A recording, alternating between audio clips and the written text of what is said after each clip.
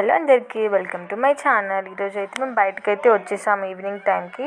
ఇక్కడ ఒక అమ్మ అయితే జొన్న రొట్టెలు అయితే ప్రిపేర్ చేస్తుంది. దగ్గరికి వెళ్ళి చూసేసరికి మార్నింగ్ టైంలో రాగి జావా కూడా, జొన్న అంబలి కూడా చేస్తారంట మార్నింగ్ టైంలో.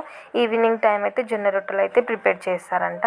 మేము వెళ్ళగానే వేడి వాటర్లో అయితే పిండి కలిపేసి ఇలా అయితే రొట్టె అయితే చేసేసి ప్యాన్లో అయితే వేసేసింది.